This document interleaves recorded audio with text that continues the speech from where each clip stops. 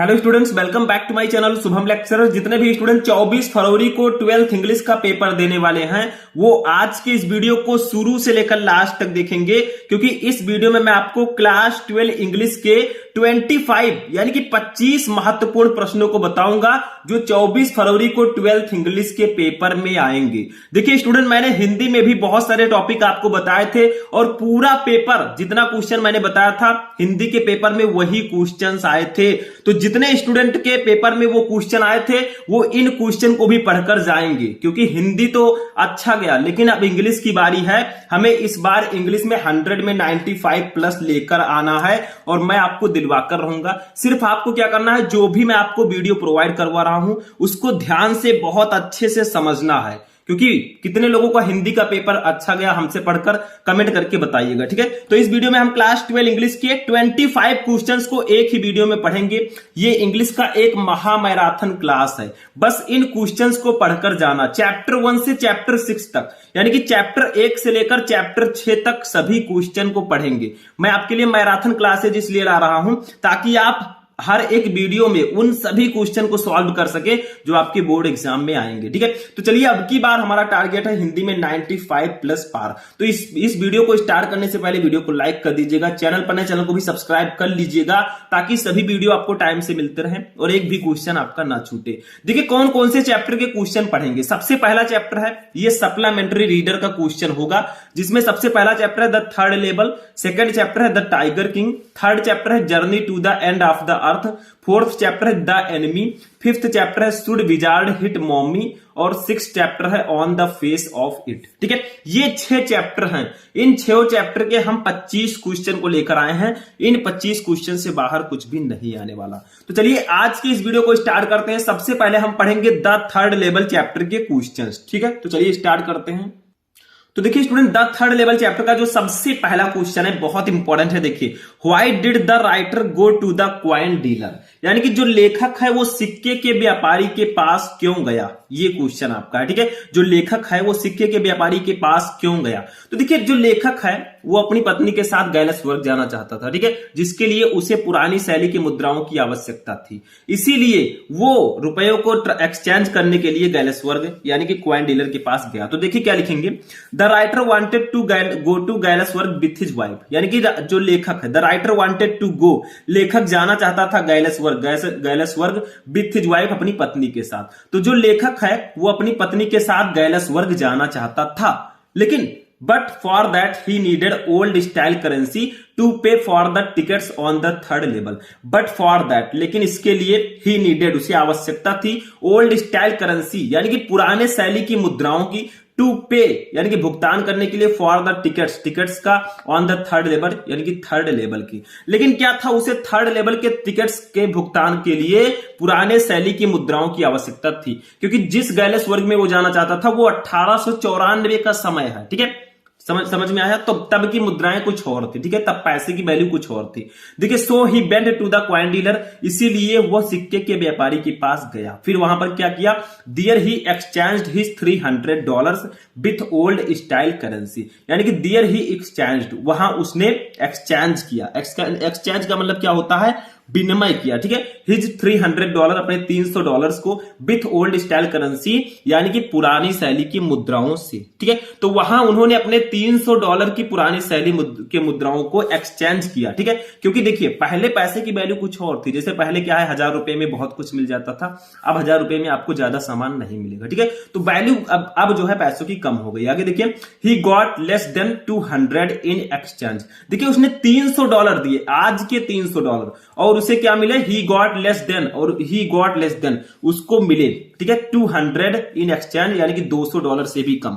तो उसने जब $300 को पुरानी शैली की मुद्राओं से एक्सचेंज किया तो इसके बदले में उन्हें सिर्फ $200 से कम मिले, ठीक है। तो ये आपका क्वेश्चन था। फिर से एक बार देखते हैं, why did the writer go to the coin dealer, लेखक सिक्के के व्यापारी के पास क्यों गया?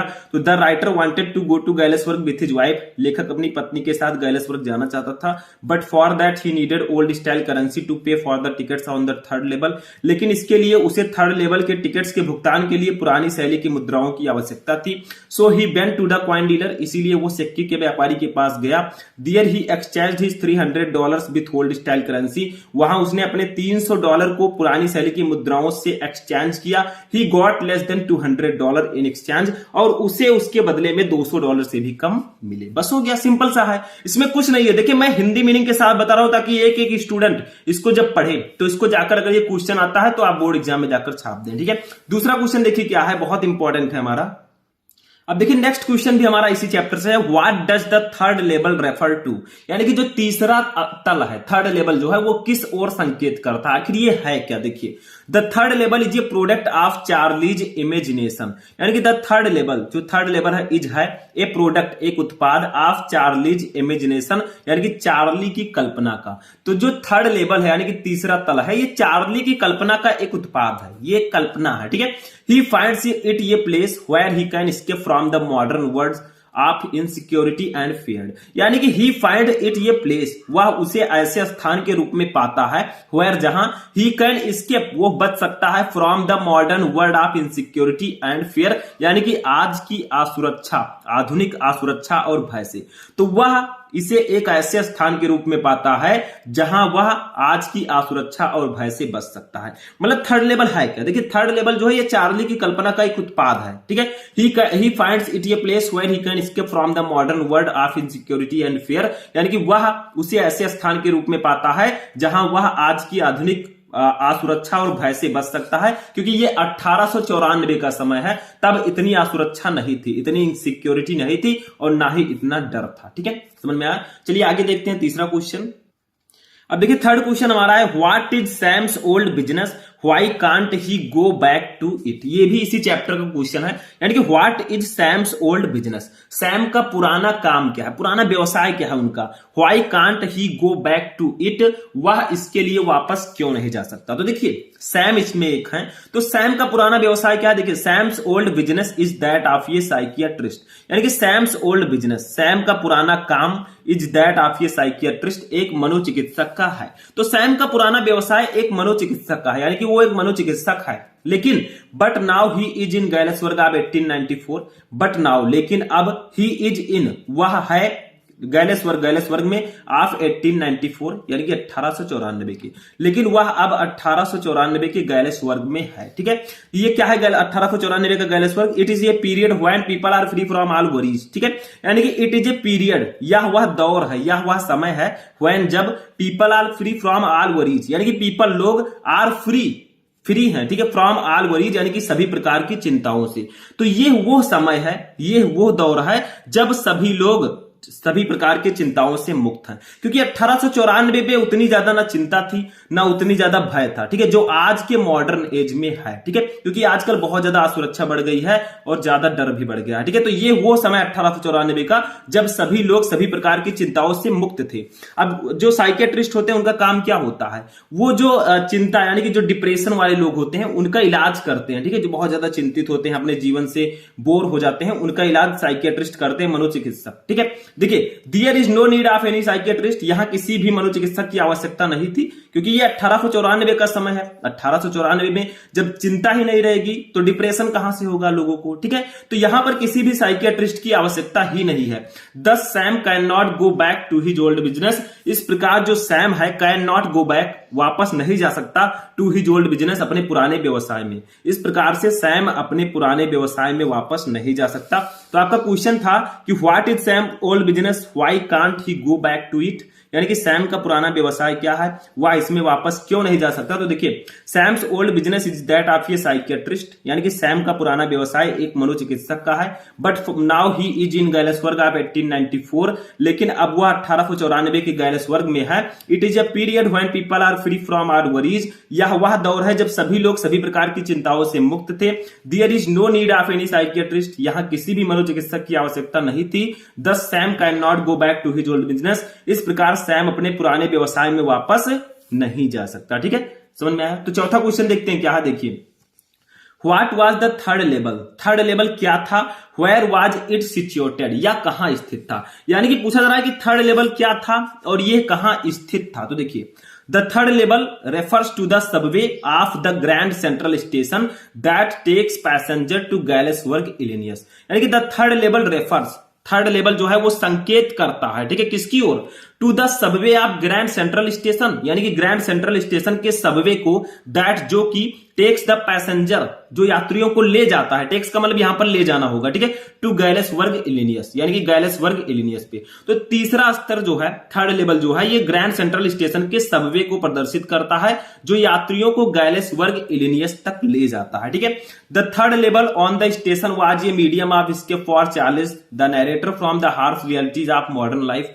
यानी कि the third level on the station, third level station पर जो थर्ड लेवल है वाज ये मीडियम, वो एक माध्यम है ऑफ इसके बचने का फॉर चार्लेज, यानी कि चार्लेज के लिए, द नैरेटर, ठीक है, जो नैरेटर है फ्रॉम द हार्श रियलिटीज, यानी कि जो आज की कठोर वास्तविकताएं हैं, हार्श रियलिटीज हैं, ठीक है, ऑफ मॉडर्न लाइफ, यानी कि आधुनिक जीवन की, ठीक है।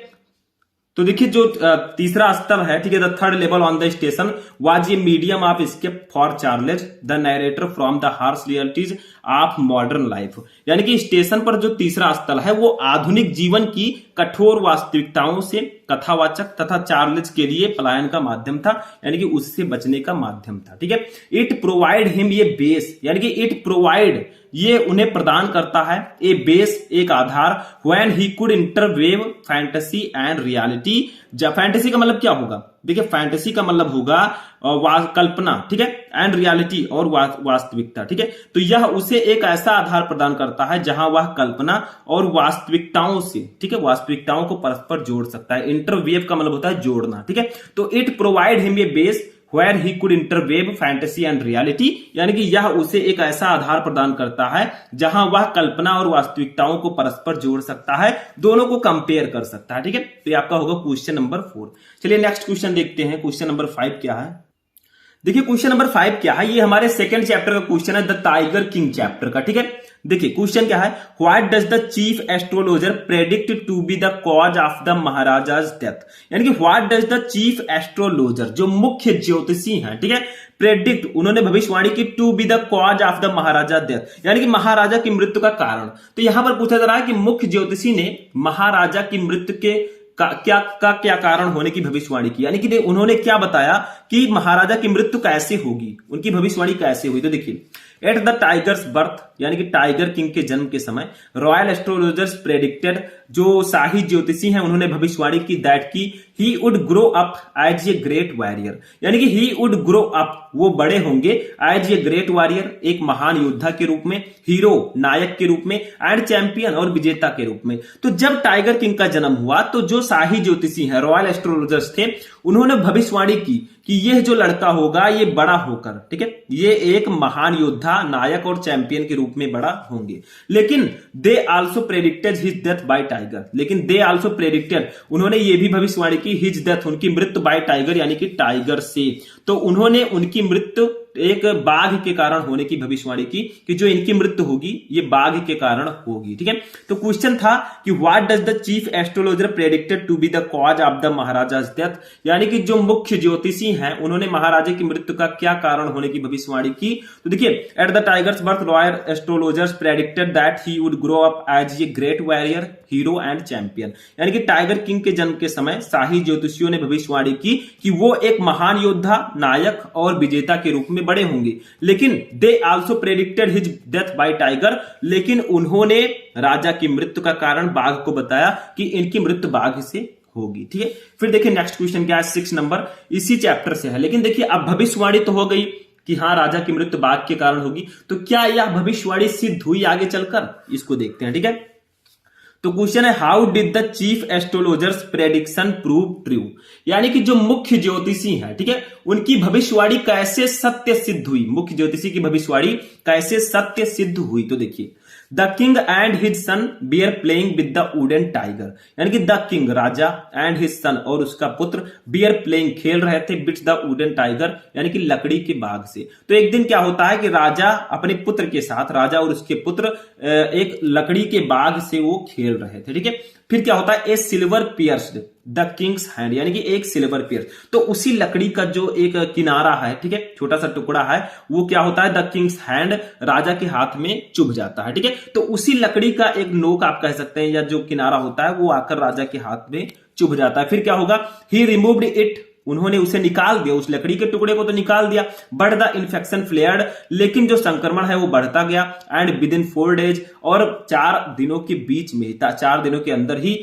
द किंग डाइड, राजा की मृत्यु हो गई। देखिए, जब वो उनके हाथ में चुभा, ठीक है, लकड़ी का जो छोटा सा टुकड़ा था उनके हाथ में चुभा, तो उन्होंने राजा ने तो उसे निकाल दिया, लेकिन जो संक्रमण है, जो इन्फेक्शन है, वो लगातार बढ़ता गया और 4 दिन के अंदर ही राजा की मृत्यु हो गई। ठीक है, तो it was Indeed the 100 tiger, it was Indeed, यह सचमुच था, द 100 टाइगर, वही 100वां बाघ, दैट किल द किंग, जिसने राजा को मार डाला। ठीक है, तो यह सच में, यह वास्तव में राजा को मारने वाला वही 100वां बाघ था। ठीक है, जिसने राजा को मार दिया। तो इस प्रकार से जो भविष्यवाणी थी वो सत्य सही हुई। ठीक है, समझ में आ गया 6 नंबर क्वेश्चन। चलिए नेक्स्ट क्वेश्चन देखते हैं, 7 नंबर क्या है।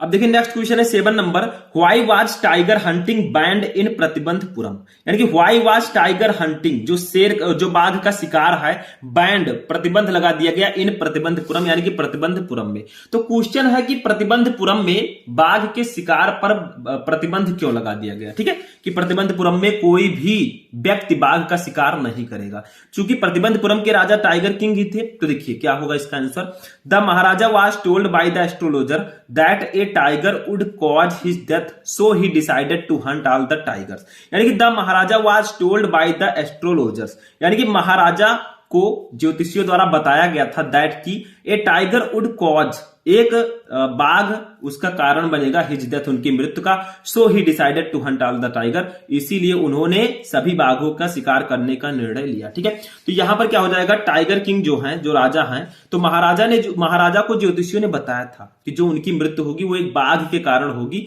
इसीलिए राजा ने यह निर्णय लिया कि वो सभी बाघों को मारेंगे और उनके राज्य का कोई भी व्यक्ति, ठीक है, बाघों का शिकार नहीं करेगा, सिर्फ राजा ही करेगा। ठीक है, देखिए फॉर दिस रीजन, इसी कारण से टाइगर हंटिंग, टाइगर यानी कि बाघ का शिकार, वाज बैंड, प्रतिबंध लगा दिया गया, टू ऑल एक्सपेक्ट हिम, यानी कि सभी के लिए, उनके राजा के अलावा। ठीक है, तो इसीलिए राजा के अलावा बाघ के शिकार पर सबके लिए प्रतिबंध लगा दिया गया कि अगर कोई शिकार करेगा तो सिर्फ राजा ही कर सकता है, बाकी कोई नहीं करेगा। ठीक है, the maharaja himself wanted to hunt all the tiger, क्योंकि द महाराजा हिमसेल्फ, स्वयं, वांटेड टू हंट, यानी कि शिकार करना चाहते थे, ऑल द टाइगर, सभी बाघों का।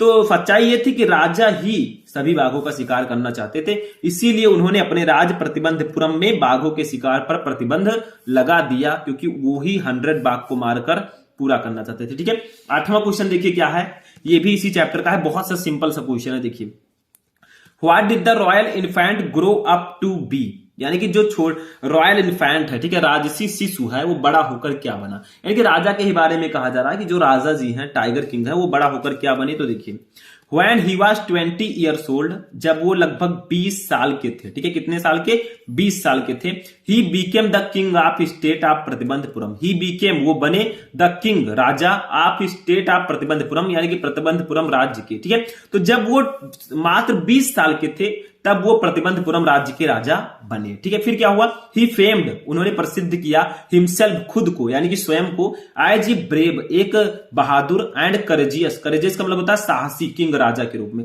तो उन्होंने स्वयं को एक बहादुर और साहसी राजा के रूप में प्रसिद्धि किया। ठीक है, यानी कि उन्होंने स्वयं को एक बहादुर, वो एक बहादुर और साहसी राजा थे, तो उन्होंने खुद को बहादुर और साहसी राजा के रूप में फेमस किया। ठीक है, समझ में आया। तो यहां पर क्वेश्चन है कि what did the royal infant grow up to be, यानी कि राजसी शिशु बड़ा होकर क्या बना। तो when he was 20 years old, जब वो 20 साल के थे, he became the king of the state of Pratibandapuram, वो प्रतिबंधपुरम राज्य के राजा बने। He famed himself as a brave and courageous king, उन्होंने खुद को एक बहादुर और साहसी राजा के रूप में प्रसिद्ध किया। ठीक है, हो गया, ये भी क्वेश्चन बहुत सिंपल सा था। नेक्स्ट क्वेश्चन देखिए हमारा क्या है, 9 नंबर क्या है, देखिए इसी चैप्टर से, why did the tiger king decide to marry, यानी कि जो टाइगर किंग हैं उन्होंने शादी करने का फैसला क्यों किया, विवाह करने का फैसला क्यों किया?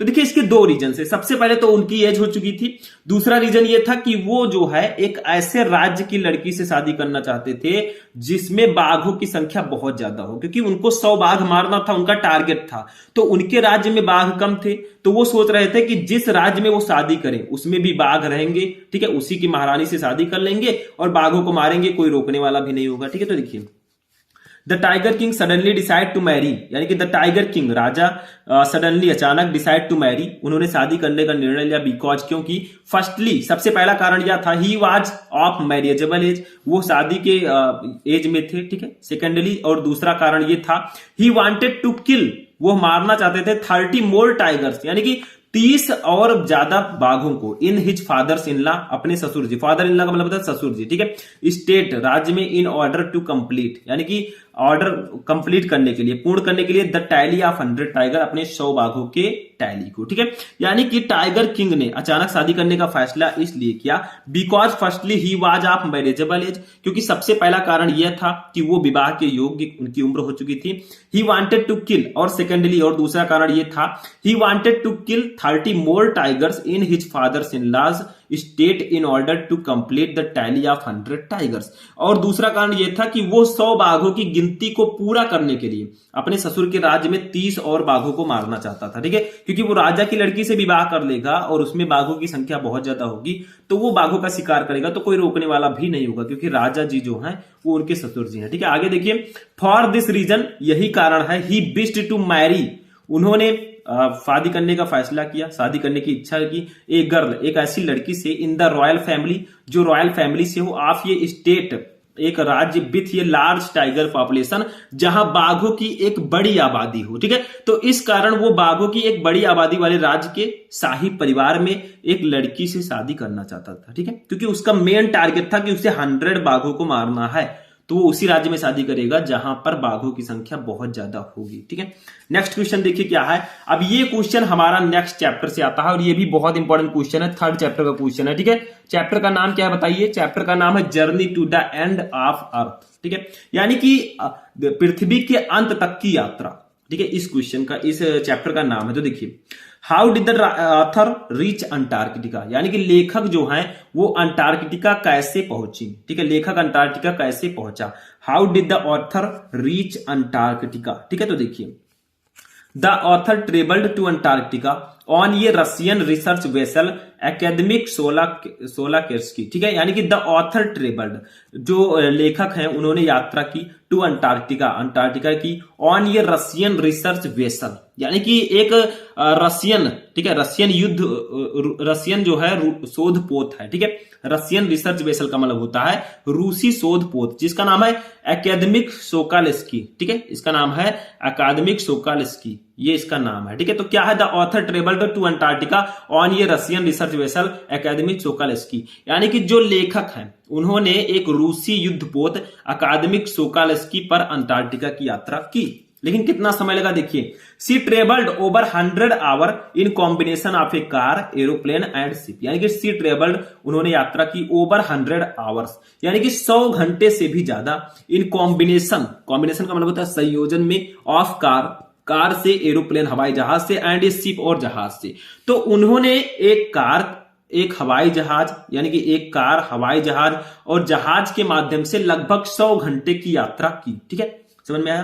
तो ये आपका क्वेश्चन था कि how did the author reach Antarctica, जो लेखक हैं वो अंटार्कटिका कैसे पहुंचे। तो the author travel to Antarctica on ये Russian research vessel Akademik Shokalskiy, यानी कि जो लेखक हैं वो एक रूसी शुद्ध शोध पोत अकादमिक सोकालेस्की के द्वारा वो अंटार्कटिका की उन्होंने यात्रा की। She travelled over 100 hours in combination of a car, aeroplane and a ship, यानी कि उन्होंने एक कार, एक हवाई जहाज और एक जहाज के संयोजन से लगभग 100 घंटे से भी ज्यादा की यात्रा उन्होंने की थी, ठीक है। तो ये आपका हो जाएगा क्वेश्चन नंबर 10। 11 नंबर क्वेश्चन देखिए, ये भी इसी चैप्टर से बहुत ज्यादा इंपॉर्टेंट है, ठीक है, क्वेश्चन ये बहुत ज्यादा इंपॉर्टेंट है, इसको भी नोट कर लीजिएगा। इस चैप्टर का देखिए, what surprise the author most about Antarctica, ठीक है, यानी कि वो तो अंटार्कटिका की यात्रा उन्होंने कर ली, लेकिन अंटार्कटिका के किस विषय में सबसे ज्यादा लेखिका को सबसे ज्यादा आश्चर्य हुआ? देखिए, what surprise the author most about Antarctica, यानी कि अंटार्कटिका के विषय में किस बात पर लेखिका को सबसे ज्यादा आश्चर्य हुआ? देखिए क्या हुआ, कब उनको, देखिए, the author got the knowledge, जो ऑथर है गॉट द नॉलेज, उन्हें यह ज्ञान हुआ जब उन्हें पता चला दैट की इंडिया एंड अंटार्कटिका, भारत और Antarctica, were once part of same land mass, यानी कि बियर वंस वो थे parts of same land mass, यानी कि एक ही भूभाग के हिस्सा। तो देखिए, जब लेखिका को यह पता चला कि भारत और अंटार्कटिका एक ही भूभाग के हिस्सा थे, तब उनको सबसे ज्यादा आश्चर्य हुआ। ठीक है, this fact surprised him most about Antarctica as at present the climate of this place is all together different, यानी कि दिस फैक्ट सरप्राइज्ड, इस तथ्य ने उन्हें सबसे ज्यादा आश्चर्य किया। ठीक है, हिम उन्हें, मोस्ट अबाउट अंटार्कटिका, अंटार्कटिका के बारे में, as at present the climate, क्योंकि जो प्रेजेंट की क्लाइमेट जलवायु है, ऑफ दीज प्लेसेज, इन दोनों स्थानों की, इज ऑल टुगेदर डिफरेंट, यानी कि बिल्कुल भिन्न है। ठीक है, तो उन्हें सबसे ज्यादा हैरानी तब हुई जब उन्हें इस तथ्य ने उन्हें सबसे ज्यादा हैरान कर दिया, जब उन्हें पता चला कि अंटार्कटिका के बारे में सबसे ज्यादा हैरान किया कि उन्हें पता चला कि जो वर्तमान में भारत और अंटार्कटिका की जलवायु है वो एक बिल्कुल से डिफरेंट है, बिल्कुल से अलग है। ठीक है, तब उनको सबसे ज्यादा सरप्राइज हुआ। ठीक है, समझ में आया? चलिए नेक्स्ट क्वेश्चन देखते हैं, 12 नंबर। अब ये क्वेश्चन बहुत ज्यादा इंपॉर्टेंट है। देखिए, Why is the average global temperature increasing? इसका मतलब क्या होगा? Why is the average global temperature? Average का मतलब होता है औसत, ग्लोबल का मतलब होगा वैश्विक, टेम्परेचर का मतलब होगा तापमान, इंक्रीजिंग का मतलब होगा बढ़ता है। तो औसत वैश्विक तापमान क्यों बढ़ रहा है? जो हमारा जलवायु है, जो हमारा एनवायरमेंट है, इसका टेम्परेचर लगातार क्यों बढ़ रहा है? क्योंकि गर्मी ज्यादा पड़ रही है, और गर्मी इसलिए पड़ रही है क्योंकि जो प्रदूषण है वो लगातार बढ़ रहा है। ठीक है, जिससे क्या होगा, धीरे धीरे गर्मी बढ़ने लगेगी। तो देखिए, the average global temperature is increasing, यानी कि औसत वैश्विक तापमान बढ़ रहा है, बिकॉज, क्योंकि of deflection in the ozone layer, यानी कि ओजोन परत में कमी आ रही है। ठीक है, which affects the activities of phytoplankton, which जो इफेक्ट्स प्रभावित करती है द एक्टिविटीज गतिविधियों को ऑफ फाइटोप्लैंक्टन, यानी कि फाइटोप्लैंक्टन की। तो देखिए क्या हो रहा है, हमारा औसत वैश्विक तापमान इसलिए बढ़ रहा है क्योंकि ओजोन के परत में लगातार कमी आ रही है, जो फाइटोप्लैंक्टन की गतिविधियों को प्रभावित करता है, which in turn affect the global carbon cycle। ठीक है, which in turn affect, जो डायरेक्टली इफेक्ट डालता है, प्रभावित करता है द ग्लोबल कार्बन साइकिल, यानी कि कार्बन चक्र को। ठीक है, तो जो कार्बन चक्र को प्रभावित करता है, तो हमारा जो औसत वैश्विक तापमान है वो इसलिए बढ़ रहा है क्योंकि जो क्षोभ मंडल में जो ओजोन परत है उसमें लगातार कमी आ रही है, जो फाइटोप्लैंक्टन की गतिविधियों को प्रभावित करता है, और इसके कारण जो कार्बन चक्र है वो भी प्रभावित हो रहा है। ठीक है, इसीलिए औसत वैश्विक तापमान लगातार बढ़ता जा रहा है। ठीक है, तो ये 12 नंबर क्वेश्चन होगा। चलिए नेक्स्ट क्वेश्चन देखते हैं, 13 नंबर। अब देखिए 13 नंबर क्वेश्चन हमारा है, इसी चैप्टर से है, what is increasing the average global temperature. अब देखिए, हमारा टेम्परेचर जो वैश्विक तापमान है वो तो बढ़ रहा है, लेकिन क्या चीज है जो इसको बढ़ा रही है? देखिए, क्या चीज विश्व का औसत तापमान बढ़ा रही है? ऐसा कौन सी चीज है? What is increasing the average global temperature, यानी कि क्या चीज है जो विश्व का औसत तापमान बढ़ा रही है? तो देखिए, carbon dioxide is a green house gas, carbon dioxide एक ग्रीन हाउस गैस है, दैट ट्रैप्स हीट, जो गर्मी को पकड़ता है, गर्मी को क्या करता है, वो पकड़ता है। ठीक है, जो कार्बन डाइऑक्साइड गैस है, ठीक है, गर्मी को फंसाता है इन द एटमॉस्फेयर, यानी कि जलवायु से। ठीक है, तो वातावरण से, यानी कि कार्बन डाइऑक्साइड एक ग्रीन हाउस गैस है जो वातावरण में गर्मी को फंसाती है, वो ट्रैप्स करती है। ठीक है, कार्बन डाइऑक्साइड जितना ज्यादा होगा वो हमारे एनवायरमेंट में उतनी गर्मी पैदा करेगा। ठीक है, the unmitigated burning of fossil fuels, ठीक है, has now created a blanket of carbon dioxide around the world which is slowly increasing the average global temperature. लेकिन एक और रीजन है, the unmitigated burning of fossil. ठीक है, यानी कि जो क्या होता है, बर्निंग ऑफ फॉसिल, जो जीवाश्म ईंधन है। ठीक है, क्या होता है, जीवाश्म ईंधन के निरंतर जलने से, the unmitigated burning of fossils, यानी कि जीवाश्म ईंधन के निरंतर जलने से, हैज नाउ क्रिएटेड, अब उत्पन्न हो गया है, यानी कि आवरण, ए ब्लैंकेट, एक आवरण, ऑफ कार्बन डाइऑक्साइड, यानी कि कार्बन डाइऑक्साइड का, अराउंड द वर्ल्ड, यानी कि पूरे संसार में। ठीक है, तो क्या होता है कि जीवाश्म ईंधन के निरंतर जलने से अब दुनिया भर में कार्बन डाइऑक्साइड का एक आवरण बन गया। जीवाश्म ईंधन का मतलब जो गाड़ियों गाड़ियां चलती हैं डीजल पेट्रोल से, उनसे जो धुएं निकलते हैं वो भी प्रदूषण के लिए बहुत ज्यादा जिम्मेदार होते हैं। ठीक है, तो जब ये लगातार जलेंगे जीवाश्म ईंधन तो क्या होगा, प्रदूषण बढ़ने का चांस और ज्यादा होगा और इसके लिए हमारा ग्लोबल टेम्परेचर बढ़ेगा। ठीक है, व्हिच इज स्लोली इंक्रीजिंग, जो धीरे धीरे बढ़ा रहा है द एवरेज ग्लोबल टेम्परेचर, यानी कि औसत वैश्विक तापमान को। ठीक है, तो क्वेश्चन क्या था, what is increasing the average global temperature. ठीक है, क्या चीज है जो औसत वैश्विक तापमान को बढ़ा रही है। तो carbon dioxide is a green house gas, carbon dioxide एक ग्रीन हाउस गैस है that traps heat in the atmosphere, जो वातावरण में गर्मी को फंसाती है, गर्मी को उत्पन्न करती है। The unmitigated burning of fossil fuels has now created a blanket of carbon dioxide around the world, यानी कि जीवाश्म ईंधन के लगातार जलने से अब दुनिया भर में कार्बन डाइऑक्साइड का एक आवरण बन गया है। Which is slowly increasing the average global temperature, जो धीरे धीरे औसत वैश्विक तापमान को बढ़ा रहा है। और अगर ये ऐसे ही बढ़ता गया तापमान तो मानव जीवन जो है ये इस दुनिया से ही समाप्त हो जाएगा। ठीक है, नेक्स्ट देखिए 14 नंबर क्या है, इसी चैप्टर से है। What are the indications for the future of human kind, यानी कि व्हाट आर द इंडिकेशंस। ठीक है, क्या संकेत हमें मिल रहे हैं for the future of human kind, यानी कि for the future of human kind, मानवता के भविष्य के लिए, जो हमारा भविष्य आगे चलकर जो फ्यूचर है इसके लिए हमें क्या संकेत मिल रहे हैं। देखिए, ग्लेशियर आर मेल्टिंग, जो ग्लेशियर हैं वो लगातार पिघल रहे हैं। ठीक है, वो धीरे धीरे पिघल रहे हैं। And ice caps are falling, और जो बर्फ की टोपियां हैं, ठीक है, बड़े बड़े बर्फ थे वो लगातार गिर रहे हैं। There is a danger of global warming, और यहां पर ग्लोबल वार्मिंग का खतरा बढ़ गया है। देखिए, अगर ग्लेशियर लगातार पिघलेंगे, ठीक है, यानी कि गर्मी बढ़ रही है तभी बर्फ के जो टीले हैं वो लगातार पिघल रहे हैं। ठीक है, इससे ग्लोबल वार्मिंग का खतरा भी बढ़ रहा है। इफ दैट हैपेंस, अगर ये होता है, Mankind will be wiped out from the global scenario, तो मानव जाति का, ठीक है, मानव जाति का इस ग्लोबल से, इस विश्व से वो क्या हो जाएगा, सफाया हो जाएगा। ठीक है, कोई नहीं रह जाएगा। तो क्या था कि what are the indications for the future of human kind, यानी कि मानवता के भविष्य के लिए क्या संकेत मिल रहे हैं। तो glaciers are melting and ice caps are falling, यानी कि ग्लेशियर जो है वो पिघल रहे हैं और जो बर्फ की टोपियां हैं, बर्फ के टीले हैं वो लगातार गिर रहे हैं। There is a danger of global warming, यहां पर ग्लोबल वार्मिंग का खतरा बढ़ गया है। इफ दैट हैपेंस, अगर ये होता है, Mankind will be wiped out from the global scenario, तो मानव जीवन का इस विश्व से ही समाप्ति हो जाएगी। ठीक है, सफाया हो जाएगा हमारे पूरे वैश्विक परिदृश्य से। ठीक है, समझ में आया। तो ये क्वेश्चन नंबर 14 हो जाएगा। चलिए नेक्स्ट क्वेश्चन देखते हैं। अब देखिए नेक्स्ट क्वेश्चन जो हमारा है ये हमारे नेक्स्ट चैप्टर से है, द एनिमी से। ठीक है, देखिए क्वेश्चन क्या है 15 नंबर। सबको ध्यान से समझिएगा, इनको नोट कर लीजिएगा ताकि प्रॉब्लम्स ना हो। एक ही वीडियो में मैं सभी क्वेश्चन बता रहा हूं ताकि आप लोग जब बोर्ड एग्जाम में क्वेश्चन आए आप उसको तुरंत लिख सके। देखिए, what was the conditions of the man who arrived at Sadao's doorstep. ठीक है, यानी कि what was the condition of the man, उस आदमी की जो दशा थी वो कैसी थी।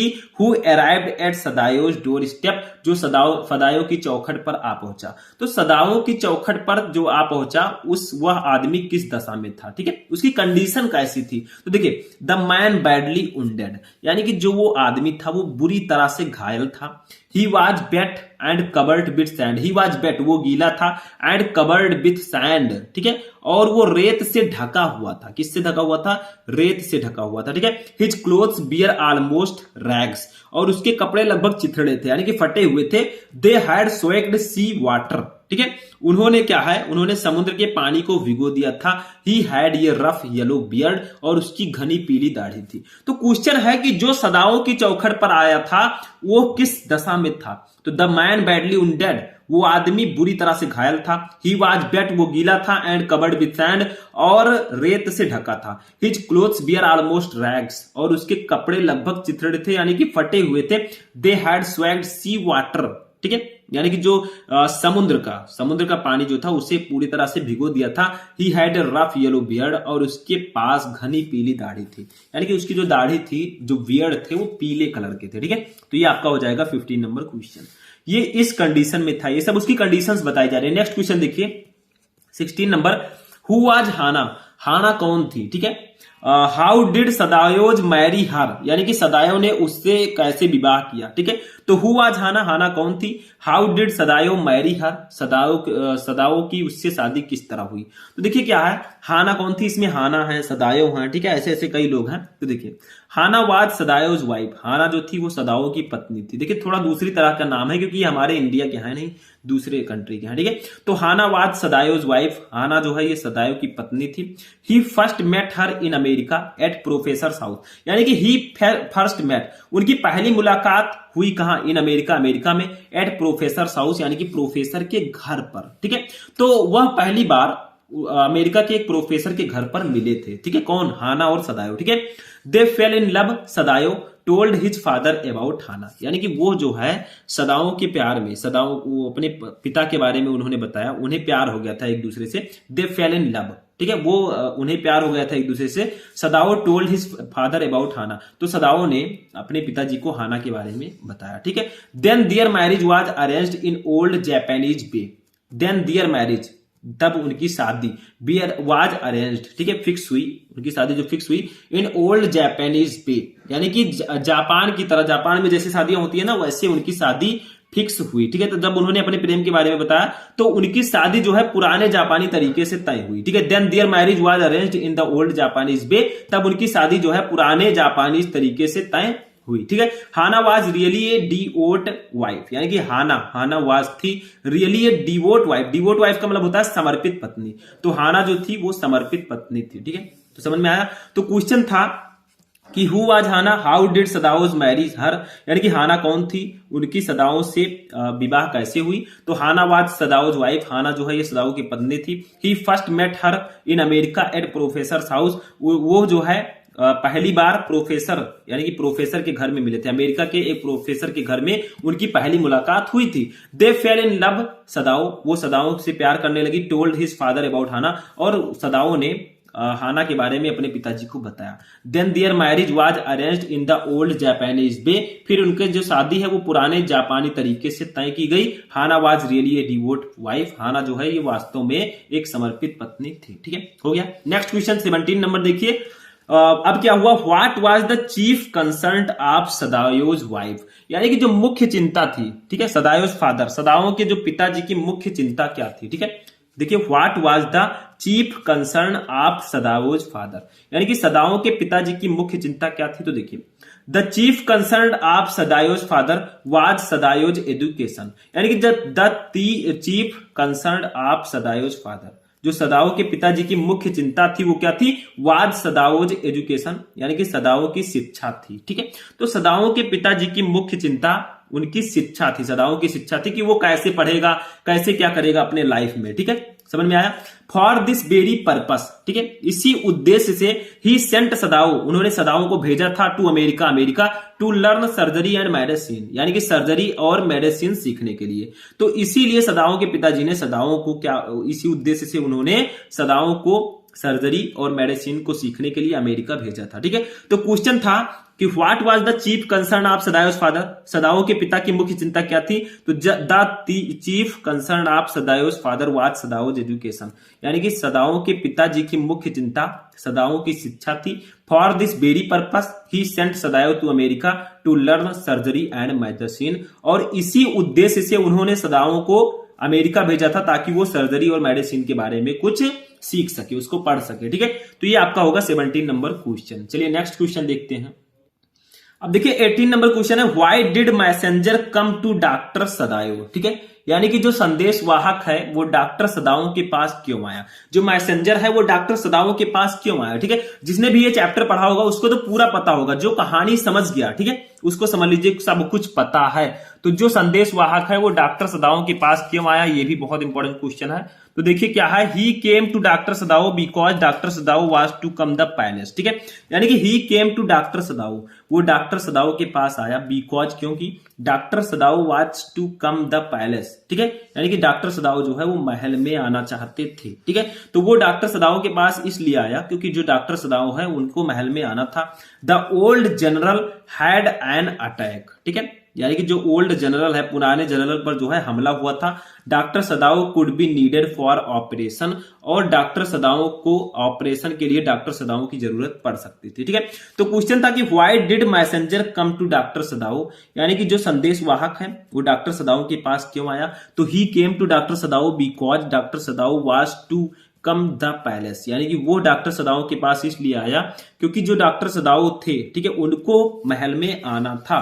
The old general had an attack, यानी कि पुराने जनरल के ऊपर जो है अटैक हुआ था, आक्रमण हुआ था, ठीक है। Doctor Sadao could be needed for operation, और जो डॉक्टर सदाओ हैं ऑपरेशन के लिए उनकी आवश्यकता पड़ सकती थी, ठीक है, तो इसीलिए वो जो है संदेश वाहक उसके पास आया, ठीक है। 19 नंबर क्वेश्चन देखिए, हमारे नेक्स्ट चैप्टर से है, ठीक है। जो हमारा नेक्स्ट चैप्टर था, चैप्टर का नाम क्या है उसको देख लेते हैं, ठीक है। तो चैप्टर का नाम हमारा शुड विजार्ड हिट मॉमी, ठीक है, मैंने बताया था चैप्टर का नाम। तो देखिए क्वेश्चन क्या है कि what was the problem with Roger skunk, यानी कि रोजर स्कंक की क्या समस्या थी, उसके पास एक प्रॉब्लम था। वो प्रॉब्लम आपको पता होगा, चैप्टर पढ़ा होगा, तो देखिए Roger skunk smelled very bad, यानी कि जो रोजर स्कंक है उससे बहुत बुरी दुर्गंध आती थी, ठीक है, उसके शरीर से।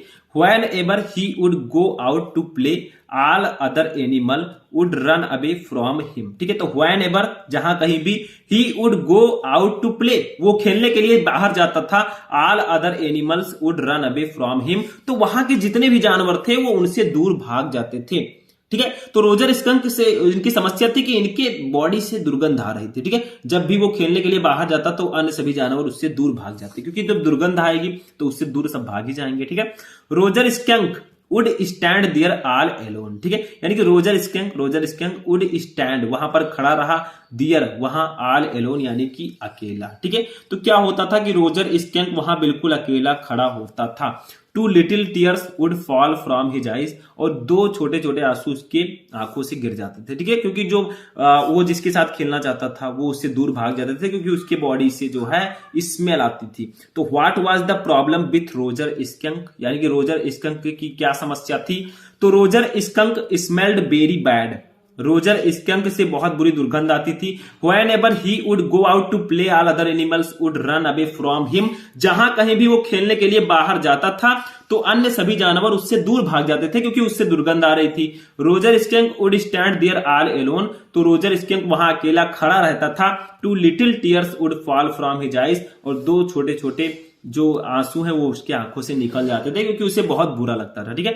20 नंबर क्वेश्चन देखिए, Why did not Roger skunk mommy like her son smelling like rose, ठीक है। इसका मतलब क्या होगा, जो इस रोजर स्कंक की जो माँ है वो क्यों नहीं चाहती थी कि उसके पुत्र से गुलाबों जैसी गंध आए। देखिए why did not Roger Skunk's mommy, जो रोजर स्कंक्स की माँ है वो लाइक हर सन, अपने पुत्र को चाहती थी स्मेलिंग, ठीक है। स्मेलिंग का मतलब होता है दुर्गंध आए, लाइक रोज यानी कि रोज की तरह। तो जो रोजर स्कंक है, ठीक है, उनकी माँ क्यों नहीं चाहती थी कि उसके पुत्र से गुलाबों जैसी दुर्गंध आए। तो देखिए सी डिड नॉट वांट दैट, वो नहीं चाहती थी कि हर son should lose his identity, उसका जो पुत्र है वो अपनी पहचान खो दे। तो वो नहीं चाहती थी कि उसका पुत्र अपनी पहचान खो दे। If Roger Skunk smelled like roses, अगर रॉजर स्कंक जो है, ठीक है, अगर रॉजर स्कंक जो है उससे अगर गुलाबों जैसी खुशबू आएगी, ठीक है, क्या होगा, उसके अगर गुलाब की तरह महक रहा होता तो क्या होगा, nobody would take him to be a skunk, ठीक है। तो कोई भी उसे स्कंक नहीं मानेगा, क्योंकि स्कंक से जो है दुर्गंध आती थी। अब गुलाबों जैसी खुशबू आएगी तो उसे कोई स्कंक मानेगा ही नहीं कि अरे वो नहीं है ये, क्योंकि उसके शरीर से दुर्गंध आती थी। तो वो नहीं चाहती थी कि उसका जो पुत्र है, she did not want that her son should lose his identity, वो नहीं चाहती थी कि उसका पुत्र अपनी पहचान खो दे। If Roger Skunk smelled like rose, अगर रॉजर स्कंक से गुलाबों की तरह खुशबू आई तो nobody would take him to be a skunk, तो कोई भी उसे स्कंक नहीं मानेगा, क्योंकि किसी को विश्वास ही नहीं होगा कि ये रॉजर स्कंक है, ठीक है। तो वो पहचान अपने बेटे का नहीं खोना चाहती थी। नेक्स्ट देखिए 21 नंबर क्या है, हु इज जो, जो कौन है, ठीक है, जो एक नाम है, ठीक है, JO। देखिए how does she respond to her father's story telling, ठीक है, यानी कि जो कौन है वो अपने पिता के द्वारा कही कहानियों पर क्या प्रतिक्रिया व्यक्त करती है। यानी कि उसके पिताजी जो है उसको कहानियां सुनाते थे जो को, तो वो क्या प्रतिक्रिया देती है, क्या रेस्पॉन्स मिलता है उसका। देखिए जो इज जैक्स डॉटर, जो है वो जैक की पुत्री है, डॉटर का मतलब बेटी, ठीक है। तो जो इज है जैक्स डॉटर, जैक की बेटी, तो जो है ये जैक की बेटी है। जो ये सब जो और जो कई सारे नाम आए हैं ना, ये सब विदेशी नाम है, तो थोड़ा दूसरे तरह के नाम हो गए, हमारे इंडियन का नाम ये है नहीं, ठीक है। She would not sleep while listening to the stories told by her father, ठीक है। तो सी वुड नॉट स्लीप, वो तब तक नहीं सोती थी, व्हाइल जबकि listening to the father, listening to the stories जब तक वो सुन नहीं लेती थी, टोल्ड बाय हिज फादर, अपने पिताजी के द्वारा कहानियां, ठीक है। तो जो है वो अपने पिताजी द्वारा बताई गई कहानियों को सुनकर ही उसे नींद आती थी। अगर उनके पिताजी उसे कहानी नहीं सुनाते थे तो उसको नींद ही नहीं आती थी, ठीक है। She would listen carefully and ask many question to make the story clear to her, यानी कि सी वुड लिसन केयरफुली, जो भी उसके पिताजी सुनाते थे कहानी वो उसको बहुत केयरफुली सुनती थी, बहुत ध्यानपूर्वक सुनती थी। एंड और आस्क मैनी क्वेश्चन, वो बहुत सारे क्वेश्चंस करती थी, to make the story clear, यानी कि कहानी को एकदम शुद्ध स्पष्ट करने के लिए, टू हर, ठीक है, अब खुद से। तो क्या होता था, वो बहुत अच्छे से बहुत केयरफुली कहानी को सुनती थी और अपने पिताजी से उस कहानी से रिलेटेड बहुत सारे क्वेश्चन करती थी ताकि उसको कहानी एकदम स्पष्ट हो जाए, ठीक है। तो क्वेश्चन आपका था कि हु इज जो कौन है, how does she respond to her father's story telling, ठीक है, वह अपने पिता के द्वारा कही कहानियों पर क्या प्रतिक्रिया व्यक्त करती है। तो जो इज जैक्स डॉटर, जो जैक की बेटी है, she would not sleep while listening to the story told by her father, वो अपने पिताजी के द्वारा सुनाई गई स्टोरी, ठीक है, कहानियों को बिना सुने वो सोती नहीं थी। सी वुड लिसन केयरफुली, वो कहानी को बहुत ध्यानपूर्वक सुनती थी। And ask many questions to make the story clear to her, और अपने पिताजी से स्टोरी को एकदम स्पष्ट करने के लिए बहुत सारे क्वेश्चंस करती थी, ठीक है। नेक्स्ट क्वेश्चन 22 देखिए। अब देखिए 22 नंबर क्वेश्चन है, हु वाज क्लेयर, क्लेयर कौन थी, why was Jack worried about her, और जैक उसके लिए चिंतित क्यों था, यानी कि क्लेयर कौन थी, क्लेयर एक नाम है, ठीक है। तो क्लेयर कौन थी और जैक उसके लिए चिंतित क्यों था। तो देखिए 22 नंबर क्वेश्चन है, अभी हमें 3 क्वेश्चंस और पढ़ने हैं, ठीक है, क्योंकि 25 क्वेश्चन हम टोटल पढ़ेंगे।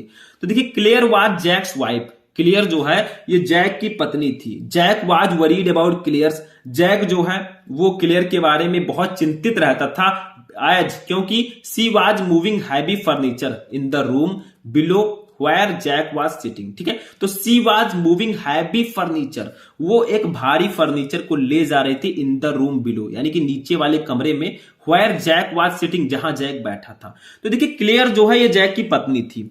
जैक जो है क्लेयर को लेकर, क्लेयर के बारे में इसलिए दुखी रहता था, इसलिए चिंतित रहता था क्योंकि she was moving heavy furniture in the room below Where Jack was sitting, वो जो है नीचे वाले कमरे में एक भारी फर्नीचर ले जा रही थी जहां जैक बैठा था। अब देखिए क्यों वो चिंतित क्यों था, ले जाने में, यानी कि अगर कोई मान लीजिए फर्नीचर ले जा रहा है तो उससे क्या चिंता, ठीक है। लेकिन क्या है, as she was 6 months pregnant with their 3rd child, ठीक है। तो कारण क्या था, as she was 6 months pregnant, क्योंकि वो 6 महीने की गर्भवती महिला थी, ठीक है, विथ दियर 3rd चाइल्ड, अपने तीसरे बच्चे की, ठीक है। तो क्या था, उसे कोई प्रॉब्लम नहीं था, लेकिन वो इतना भारी फर्नीचर ना उठाए क्योंकि उसके पेट में बच्चा है, ठीक है, उसको प्रॉब्लम्स हो सकती है, तो इसीलिए वो चिंतित रहता था, ठीक है, क्योंकि वो काम ज्यादा करती थी।